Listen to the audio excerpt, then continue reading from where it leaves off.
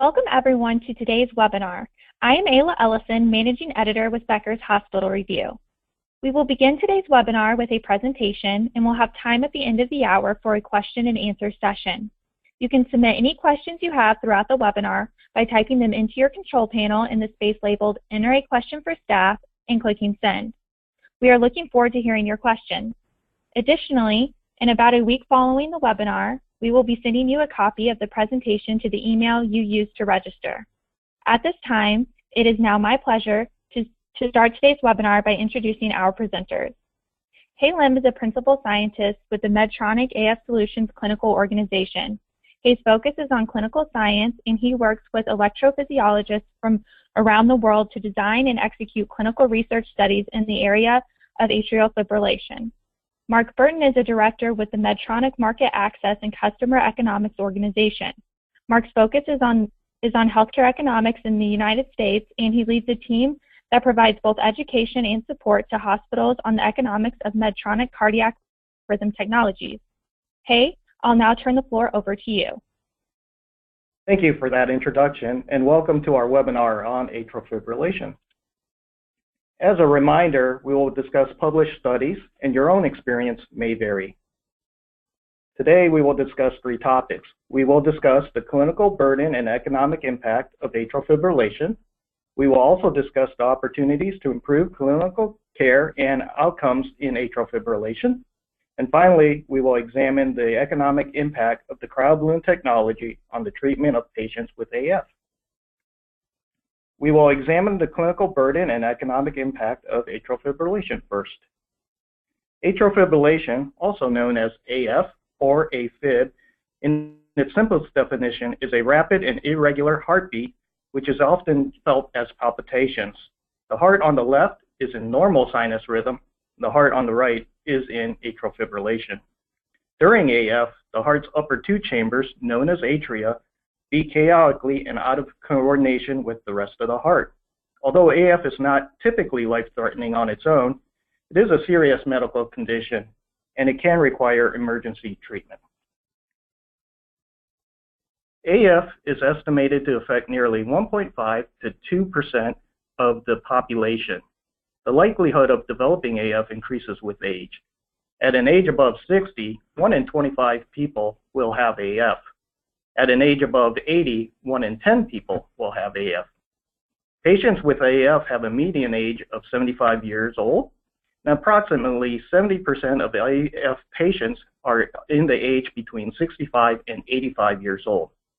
Interestingly, 17% of patients admitted to hospital in the U.S. have some type of arrhythmia. There are many causes of AF.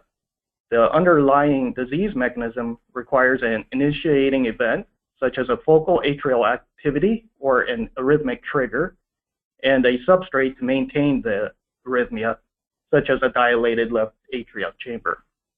Triggers and substrate maintenance of AF may come as a result of several underlying diseases. These include diabetes, high blood pressure, hyperthyroidism, progressive age, heart disease, and heart failure. Complications of AF include hemodynamic instability, cardiomyopathy, cardiac failure, and embolic events like stroke. Patients in AF may experience arrhythmic symptoms such as palpitations, lightheadedness, and shortness of breath. However, some patients do not experience symptoms at all, or they don't recognize their symptoms. These patients have asymptomatic AF. As seen on the chart on the right, patients with AF have a significantly lower quality of life compared to otherwise healthy patients or people. The impact of AF on the quality of life is of the same magnitude as a prior heart attack, and that it cuts across all the dimensions of health in physical and mental well-being. AF can have a serious impact on a patient's health. AF leads to a marked increase in the risk of stroke, which can result in devastating effects on the patient. AF also is associated with a higher incidence of heart failure, which is a chronic and progressive disease, and this disease can be debilitating in symptoms, and it is one of the leading causes of death. Thanks, Hay, for that great clinical background. As we move to the economics, the foundation for understanding AF economics is really first diving deeper on what is the prevalence of the disease. In short, I think we can say that the AF prevalence is large and growing. As Hay talked about, there's an estimated 3 to 5 million people in the United States today that have AF. The number of people diagnosed is expected to continue to grow and really grow quite rapidly in the next 30 years. Not surprisingly, there's a strong association with aging and other risk factors such as obesity, hypertension, and CV disease with AF. So more or less a lot of stats that really just say that this is a significant public health issue and one that's going to continue to grow and expand. So there's a large number of AF patients, but are they seeking care? Are they getting hospitalized? The answer to that is yes. Multiple studies have shown that patients with AF are twice as likely to be hospitalized for any reason when you compare them to healthy people.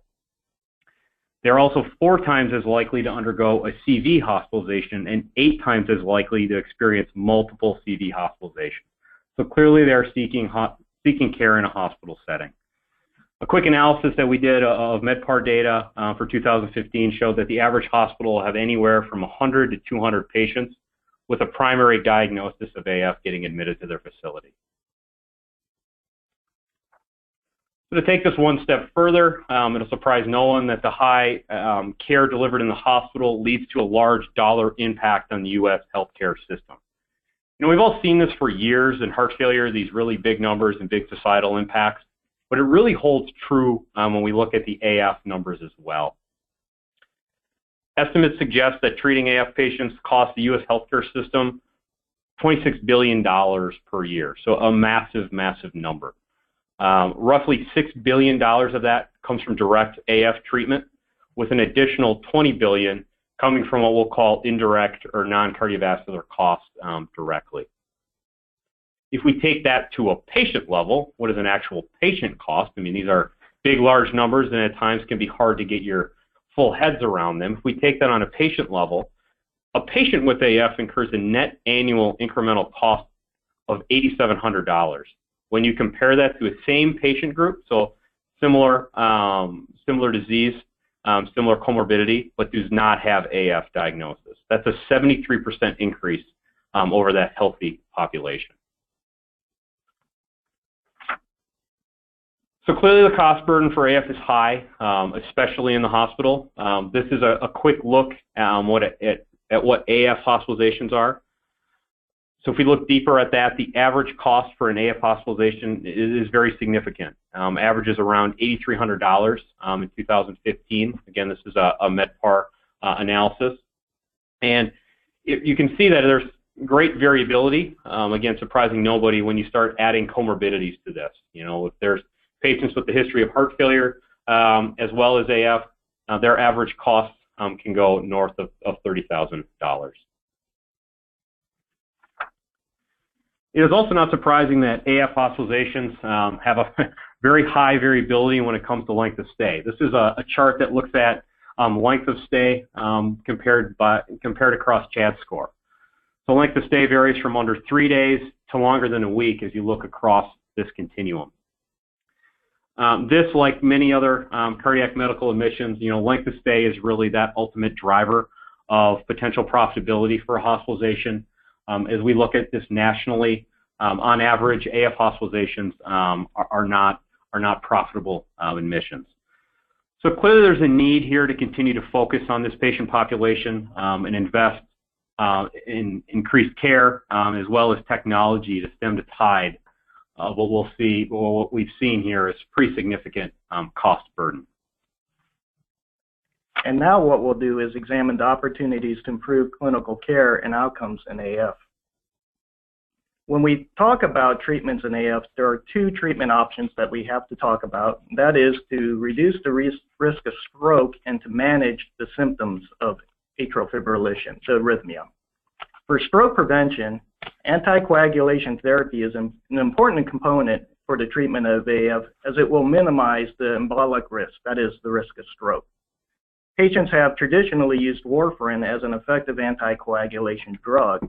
However, more recently, novel anticoagulation drugs, sometimes called NOACs, have also been proven to be clinically safe and effective without the routine blood monitoring and dietary restrictions of warfarin. When stroke risk cannot be managed with a pharmaceutical drug, left atrial appendage occlusion has often been effective. The left atrial appendage is a pouch that protrudes from the left atrial chamber, and it can be an area where clots or thrombi form during an irregular heartbeat. For the management of AF symptoms, an effective management is most often started with a pharmaceutical drug therapy. That is, be it a rate drug or a rhythm drug. Most treatments start with a very mild drug to start. When arrhythmic drugs fail, however, more aggressive pharmaceutical therapies are used. Amiodarone is one such drug. It is very effective, but it can have long-term toxicities that are well described. It is rarely used as a first-line drug. Catheter ablation is often the next step when patients become drug refractory and yet are highly symptomatic. In this minimally invasive procedure, catheters are used to eliminate the focal triggers of AF by ablating the problematic cardiac tissue. Surgical ablation is also highly effective as an alternative, but it is an invasive surgical procedure, and with any surgical procedure, it comes with the risks associated with the surgical intervention. So AF is complex, and many patients get stuck in these well-defined circular pathways. Simply, patients spin their wheels in ineffective drug treatments or therapies. We will look at 3 clinical causes of this, beginning with the AF diagnosis. Many patients spend upwards of 2 years or more being misdiagnosed with some other form of disease rather than AF, anxiety being a good example.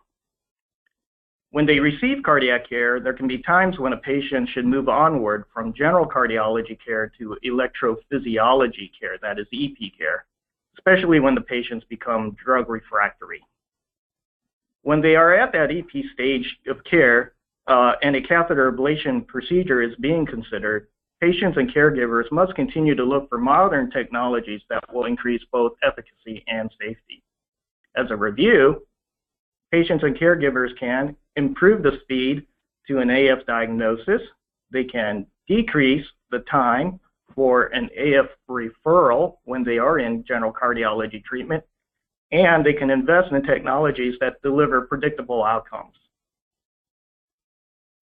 When we talk about the continuum of disease in AF, it is important to remember that only 4% of these patients who are candidates for catheter ablation treatment are actually being treated.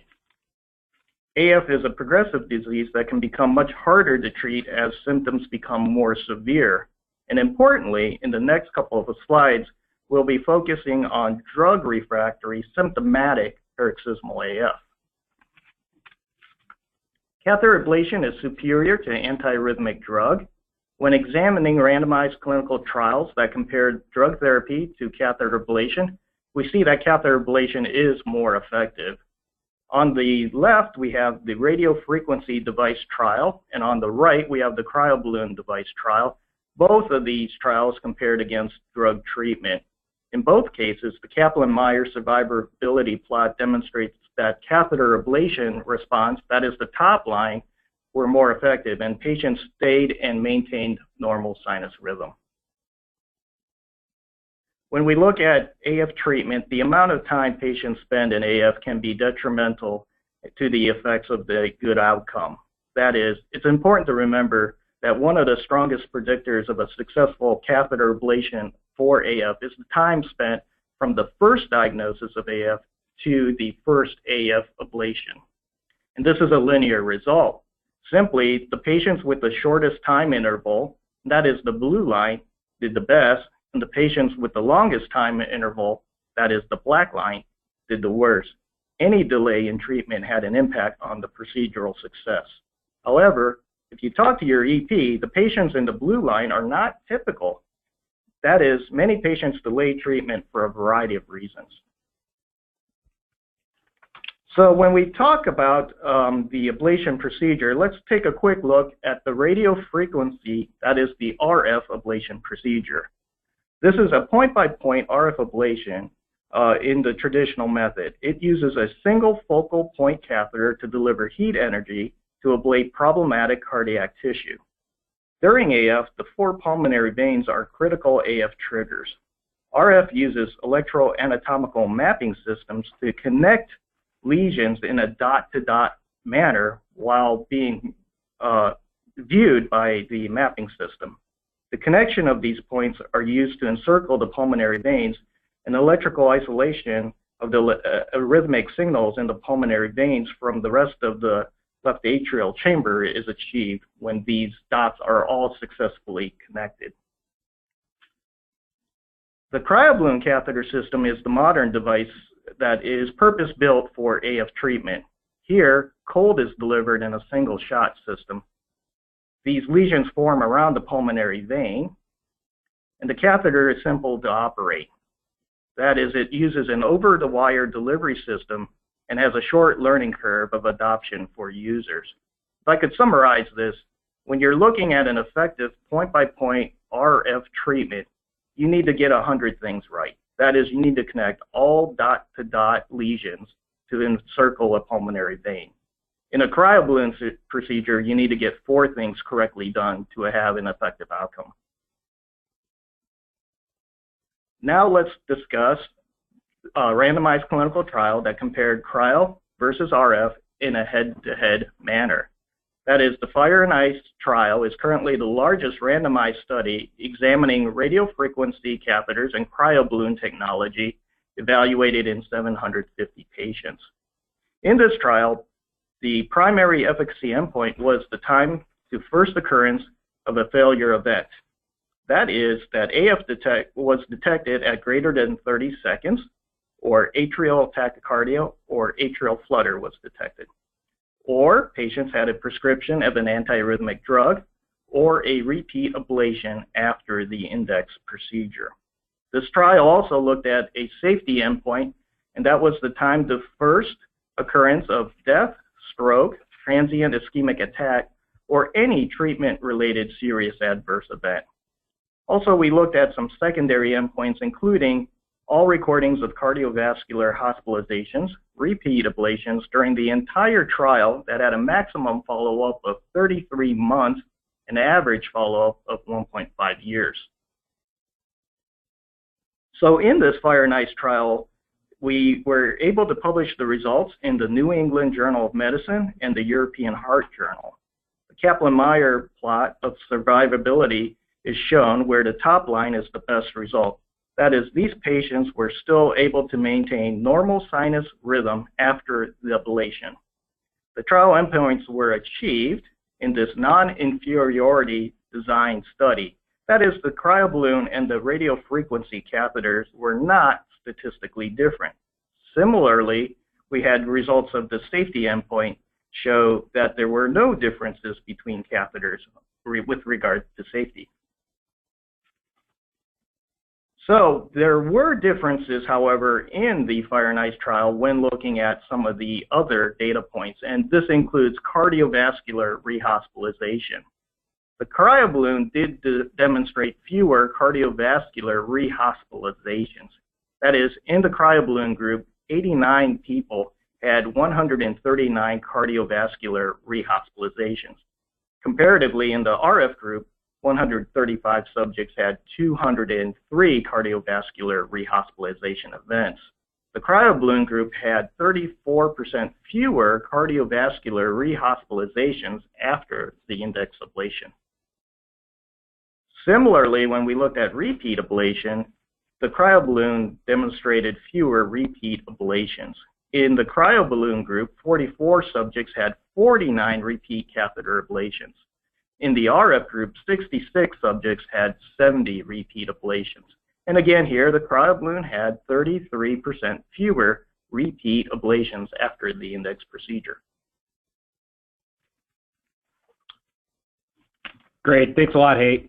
In the final section here, we're going to use that really great clinical overview and clinical benefit that Hay just discussed as a foundation to really take a closer look at what we think the economic impact of cryoballoon technology is. So the impact of cryoballoon can really be broken into two main buckets, and we're going to spend our remaining of our time here kind of exploring each bucket a little bit further. The first bucket is the ability for cryoballoon to optimize the cost and efficiencies of the actual ablation procedure. Cryoballoon procedures have been proven to be both efficient and predictable, as well as allowing for flexibility in sedation choice during the procedure. The second bucket that we're going to take a look at of economic impact is cryoballoon's ability to reduce healthcare costs by improving patient outcomes. As Hay just discussed, cryoballoon ablations result in fewer repeat ablation and CV hospitalizations when you compare them to other AF treatment methods. This clearly leads to a meaningful cost savings for the healthcare system, which we'll talk a little bit more about in a minute. But perhaps most importantly, the foundational economic value for cryoballoon continues to be the viable hospital procedure economics it continues to have. When we look at Medicare reimbursement, it continues to be very strong, both on the inpatient and the outpatient environment. Looking back to 2014, if we compare outpatient reimbursement rates from 2014 to today, there's an increase of 25%. On a procedure that's becoming really predominantly an outpatient procedure. So looking at all of that, and as we look nationally, we feel that there's a very favorable contribution margin for this procedure, and one with both reimbursement that continues to improve and will continue to improve moving forward. All right, so diving deeper on the first bucket. As I mentioned, cryoballoon has demonstrated both shorter and more consistent procedure times. Multiple studies, we've looked at this a lot, multiple studies, including the Fire and Ice trial that Hay just talked about, have focused on looking at procedural lab efficiency and have showed a decrease in procedure time, and maybe more importantly, less variation in the procedure times with cryo. As you all know, there are multiple potential benefits of shorter, more predictable procedure times. First and foremost, I'd say is it provides the ability to run a predictable lab schedule. Running a predictable lab schedule may lead to a few things. First and foremost, it may have the reduction of potential staff overtime. Second, physician and staff may now have extra capacity to treat more patients in the lab environment. And lastly, it may even have the potential for same-day discharge, so potentially even getting your patients out of the hospital sooner. So we decided to take a closer look at this. On a procedure-to-procedure basis, there's definitely time savings, but we wanted to try to predict if this would result in a meaningful day-to-day and a more of an aggregate impact when you look at overall lab operations. So to do that, we built what we call, or was called, a discrete event simulation model, using both procedure data from the VALUE PVI study, that was one of the procedure studies, looking at procedure time, and different real-world, quote-unquote, simulation parameters. So these are things like, what does a typical block schedule time look like? What are physician and patient delays that you could potentially predict? Again, all to serve the end. There are a lot of fancy words there, but really what we were trying to do is really build a model to say, what is the real-world application of cryo on your overall efficiency? So what did we find? We published results in this trial when we compared cryo to RF and found that there was a significant improvement both in overtime and in ability to increase your lab usage. So there's a 36% reduction in days, if you look at days with overtime, comparing RF to cryo. There was a 93% reduction in overtime hours when comparing RF to cryo. And then lastly, there was an increase of 47% of days where an additional EP lab usage could occur. And how we looked at that is we said, hey, if you have an extra hour at the end of your day, you could really find time to do something else. And that comes from a lot of talking to people like everybody on the phone here and a lot of market research to say, hey, what would you do if you had an extra hour of time at the end of your day? So overall, the model really told us that, yes, we can take these results that we saw in the trial from a procedural efficiency standpoint, and they do have some real-world applicability. So one last question you're probably asking is, sure, These results look good, but they're part of a trial, right? Can these be repeated in my hospital with my physicians? And the best thing I can tell you is evidence suggests that these results are consistent across multiple hospitals, different physician experience levels, even regional practice patterns, and even globally, that we see that these results in multiple different aspects have been able to be reproduced. The next economic impact area we'll talk about is, and we mentioned it earlier, is the flexibility and sedation choice for ablation procedures that CRYOBALLOON allows. That shorter and consistent procedure time that we talked about, and really the less painful procedure, have really led to an exploration of changes to sedation protocols with cryo. Traditional use of RF ablations require general anesthesia or deep sedation, really due to the pain and inflammation associated with burning tissue. Cryo allows use of moderate sedation because of really the implant or the procedural technique and the technique that Hay discussed earlier. And this moderate sedation may lead to time savings and even further procedural efficiency than what we just discussed. There may be faster patient recovering time, which we all know leads to potentially lower hospital costs. And it gives you the freedom to schedule procedures without necessarily reliance on coordinating the general anesthesia team. All right, the last bucket. The last bucket of economic impact we'll talk about today is really all about reducing healthcare costs by improving the patient outcomes that cryo has been proven to provide. In follow-up to that recently released results that Hay talked about from the Fire and Ice trial, an economic study was conducted to really try and quantify this, to quantify it in dollars. What does that clinical impact or clinical improvement really mean from an economic and financial perspective? The results were recently published at a major electrophysiology conference and found that patients treated with cryoablation technology produced a savings to the healthcare system. So the analysis was done from a payer cost savings perspective, so an overall healthcare system viewpoint. It was found that there's a 21% reduction in cost savings versus radiofrequency ablation. If you take that down to the patient level, so the total payer savings, $925 per patient over the average follow-up period during Fire and Ice, which is around 18 months. Again, this is a reduction that comes from a reduction in repeat ablations, a reduction in cardioversions, a reduction in CV hospitalizations, and non-CV hospitalizations. So we put a little bit more context around this. So to put this in perspective, at least for the U.S. healthcare system, there are currently more than 100,000 ablations performed each year. So the healthcare reduction in savings to the system, when you talk about these numbers, is very significant and can grow into the tens of millions of dollars in cost avoidance with the use of cryoballoon technology. So we're working hard on this. More work is being conducted to validate these economics and translate more specifically to the hospital environment. More to come soon on that front.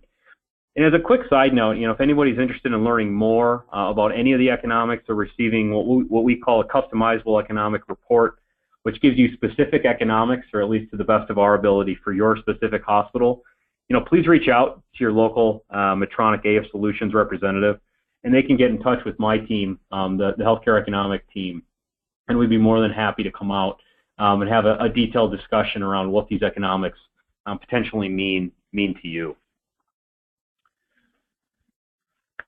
So in conclusion, the four main takeaways from our discussion today are really one, care for patients with atrial fibrillation represents a large clinical and economic burden on the U.S. healthcare system.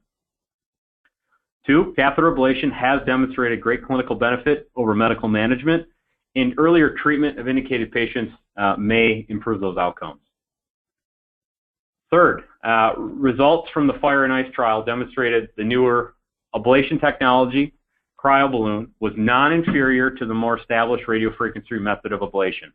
Clinical efficacy and safety results were similar, but patients treated with CRYOBALLOON underwent fewer repeat ablations and fewer rehospitalizations.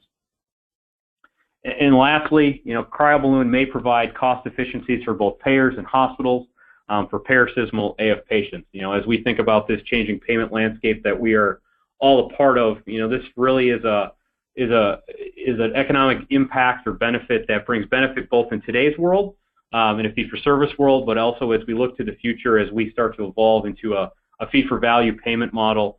There's lots of value that cryoballoon technology really brings to the marketplace. So with that, we thank everyone for their time and attention and really allowing us to speak to you during your lunch hour. And now we'll open up the line for any questions that have come in during our talk. Well, thank you very much, Hay and Mark, for that fantastic presentation. We will now begin today's question and answer session. Please submit any questions you have by typing them into your control panel in the space labeled Enter a Question for Staff and clicking Send. We will try to get through as many questions as we have time for. We've already had several questions come through, so I'll go ahead and start with the first one. And the question is, did you do analysis on a per patient basis, i.e. what is the cost of admission versus payment regardless of repeat hospitalizations or procedures? Sorry, can you repeat that one more time? I want to hear that. Yes, it is. Oh, I apologize. It is, did you do an analysis on a per patient basis? And they're wanting to know what is the cost of admission versus payment. Yeah, so I mean that goes back to, so if you're looking at AF hospitalization, especially on a per patient basis, and if you look at, there's a few different ways to look at this. If you're looking at it on a per patient or a per admission standpoint, per admission for AF hospitalizations really goes back to the data that was showed earlier, where it's roughly an $8,300 average cost per hospitalization. If you look at the reimbursement that comes from that, it is, from all of our analysis, is less than $8,300. So wanting to avoid AF hospitalizations is absolutely needed. When we look at the per patient, so kind of normalizing that of how many hospitalizations they're actually going to see over the course of a year, that's where the $925 of per patient savings. We haven't necessarily done a profitability estimation. We're bringing the reimbursement side of that. That's more of the work that needs to happen. But the $925 of cost savings per patient does normalize that to how many admissions are the patients in this population receiving, and it takes into account that broader AF hospitalization economics. Thank you, Mark, for clarifying that. And moving on to the next question, it is, have you performed any analysis of savings of cryoballoon versus using drugs? Yeah, yes, we have. I mean, a cost-effectiveness analysis was conducted looking at cryoballoon versus drug. It's found, if I remember correctly, that cryo is cost-effective and met all the willingness to pay thresholds globally when we really look at cost-effectiveness. I mean, cost-effectiveness, again, as we think about it from a U.S. healthcare perspective, is a very good proxy of value. The results and the direct economics of it aren't directly applicable, but they are very good, or at least we find them to be very good proxies of looking at what the value is from a overall healthcare perspective. Thank you very much, Mark, for your insight. And moving on to the next question, it is, you mentioned only 4% of patients receive catheter ablation. Why do you think that is? Yeah, so when we look at that answer, we have to remember that that's a national average. And certainly there are local areas of specialized cardiac care where that's going to be a bit higher, and rural areas where that will be for sure a bit lower. So that is important to remember that that's a national average. I will say that we will see those numbers hopefully grow, in that when we get more patient awareness for atrial fibrillation and more awareness for physicians who treat these patients.